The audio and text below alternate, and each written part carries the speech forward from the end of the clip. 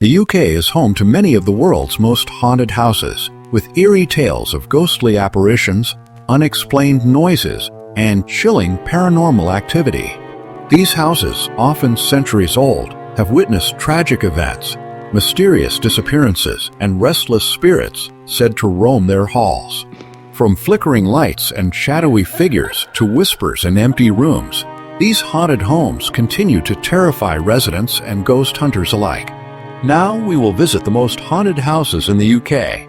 Number 1. Temple Newsham. Temple Newsham, a grand Tudor Jacobean mansion in West Yorkshire, is considered one of the most haunted houses in the UK. With over 500 years of history, the house has witnessed tragic events, mysterious deaths, and ghostly apparitions that continue to terrify visitors and staff. Built in the 16th century, it has been home to many powerful families, but some former residents seem to have never left. One of the most famous spirits haunting Temple Newsham is Mary Ingram, also known as the Blue Lady.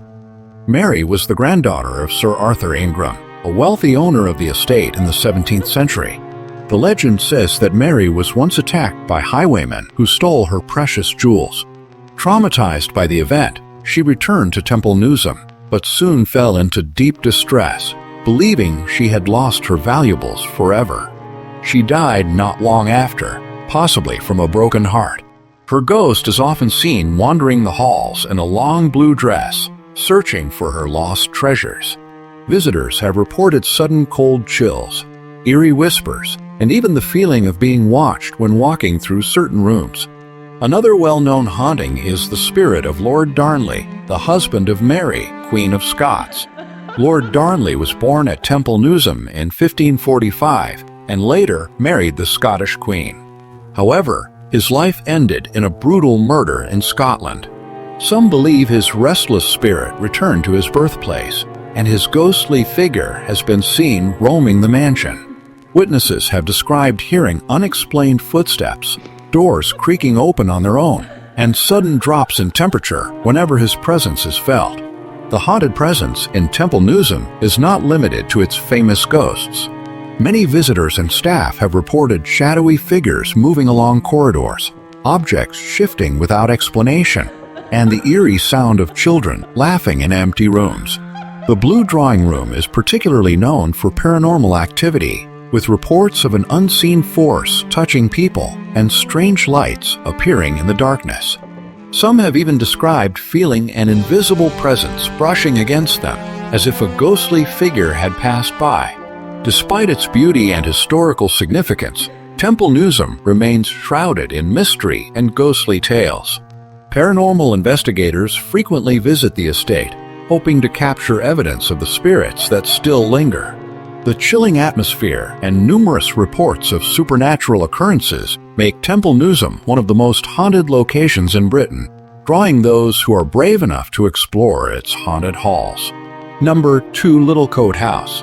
Littlecote House, a grand Tudor mansion in Berkshire, is considered one of the most haunted houses in the UK, with a dark history filled with murder, tragedy, and paranormal activity.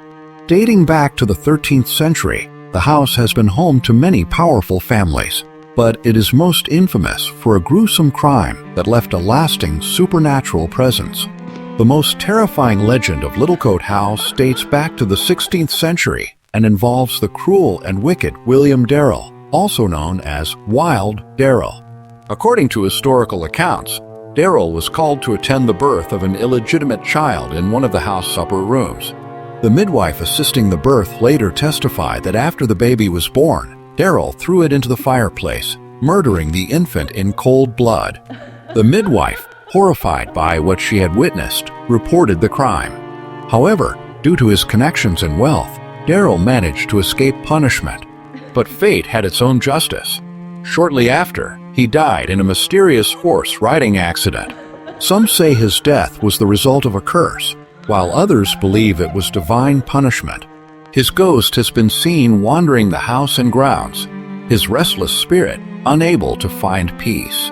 Guests and staff have reported hearing the sound of galloping hooves outside, only to find nothing there. One of the most chilling paranormal occurrences at Littlecote House is the appearance of the Grey Lady.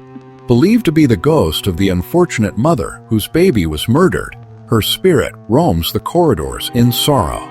Witnesses have seen her floating through the house, disappearing through walls, and heard soft cries echoing in the dead of night. Some guests have even reported feeling an overwhelming sense of sadness when entering certain rooms, as if they were reliving the tragedy. There have also been reports of ghostly figures dressed in old-fashioned clothing, strange cold spots, and doors opening and closing on their own. The Great Hall is particularly active, with visitors experiencing sudden drops in temperature and hearing whispers when no one else is around.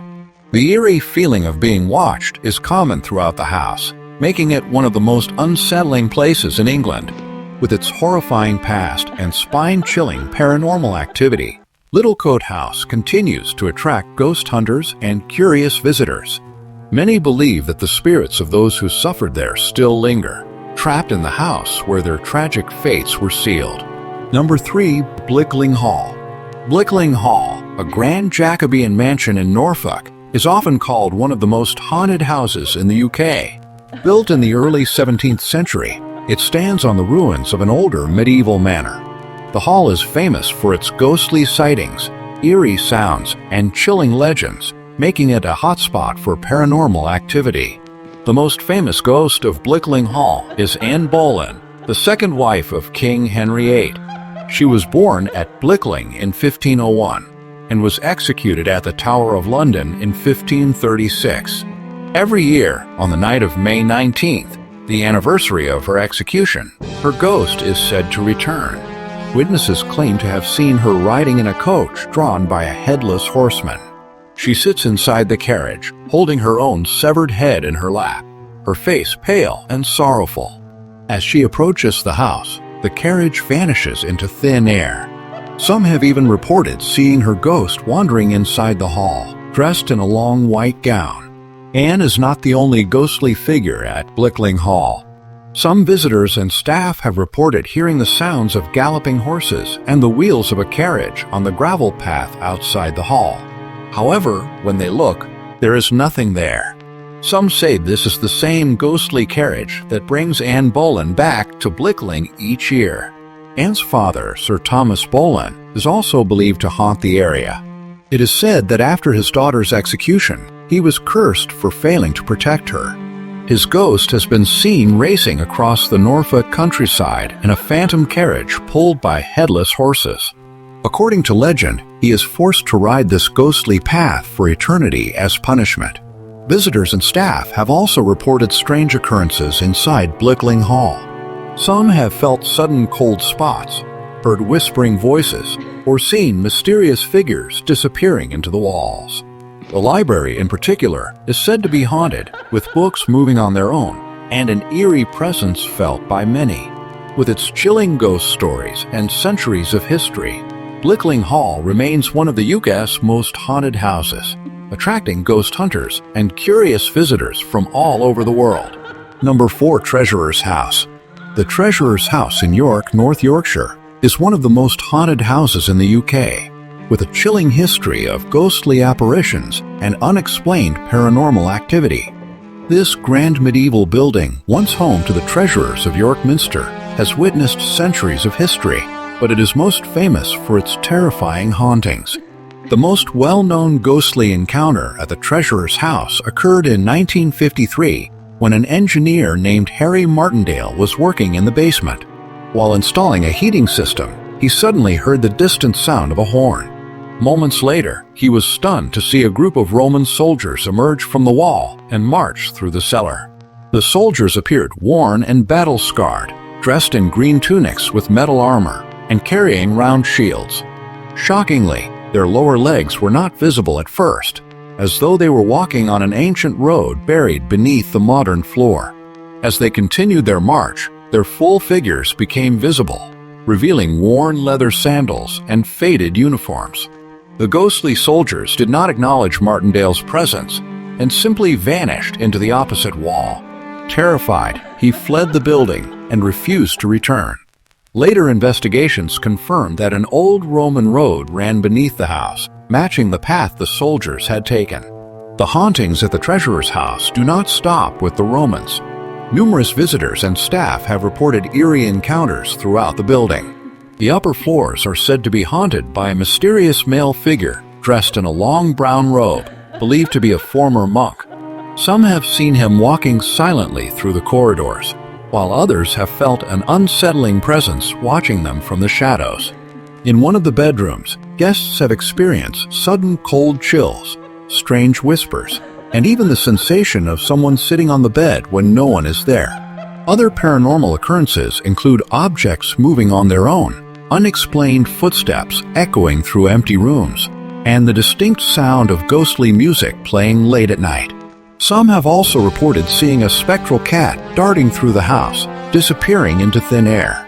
The atmosphere in some areas is so eerie that visitors have described feeling dizzy, short of breath, or overwhelmed with a deep sense of unease. With its centuries of history and countless ghostly sightings, the treasurer's house remains one of the most haunted places in Britain. Paranormal investigators and thrill seekers continue to visit, hoping to catch a glimpse of the restless spirits that still linger within its ancient walls. Number 5. Mary King's Close. Mary King's Close, hidden beneath the streets of Edinburgh, is one of the most haunted places in the UK. This underground warren of streets and houses, once a thriving part of the city, was sealed off in the 17th century and left abandoned for centuries. With a history of disease, tragedy, and death, it has become infamous for terrifying paranormal activity and ghostly encounters. One of the most well-known ghosts of Mary King's Close is that of a young girl named Annie. According to legend, in the 1990s, a Japanese psychic visiting the close suddenly felt an overwhelming sense of sadness in one of the rooms. She claimed to see the spirit of a little girl crying, saying she had been abandoned during the plague and died alone. The psychic bought a doll for the child's spirit, and since then, visitors have continued to leave toys and gifts for Annie. Many have reported feeling a cold hand touch theirs, hearing soft crying, or seeing the shadowy figure of a small girl in old-fashioned clothing. The plague-ridden past of Mary King's Close adds to its eerie reputation. During the 1600s, when the bubonic plague struck Edinburgh, many sick residents were quarantined in their homes and left to die. Some believe their spirits never left. Visitors have reported hearing disembodied coughing, footsteps echoing in empty corridors, and sudden cold drafts that cannot be explained.